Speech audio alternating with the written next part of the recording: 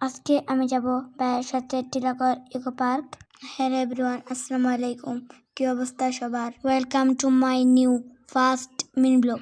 আজ অনেকদিন পরে ঘুরতে বের হলাম, তাই আমার একটু নাচতে ইচ্ছা করছে, তাই আমি একটু নেচে নিলাম। আমার নাচটা কেমন হলো আপনারা কমেন্ট করে জানাবেন। তো চলুন আমরা ঘুরে ঘুরে দেখি কি কি দেখা যায়। তো প্রথমেই চলে আসলাম হেঁটে হেঁটে হরিণের খাঁচার সামনে।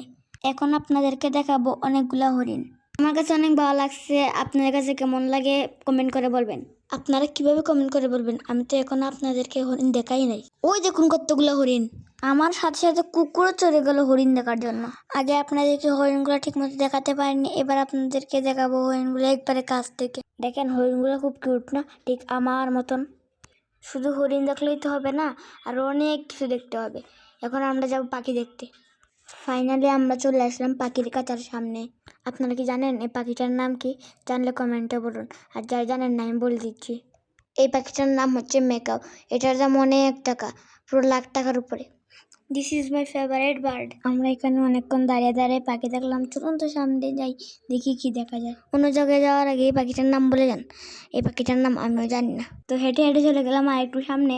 সামনে গিয়ে দেখি ও মাই গড, এটাকে এসে দেখার পর আমি অনেক ভয় পেয়ে গেছি। আমি আজকে আর ভিডিও করব না। তো আমাদের এই ছোটো ব্লগ ভিডিওটা কেমন হয়েছে কমেন্ট করে বলবেন। আসসালামু আলাইকুম। আল্লাহ।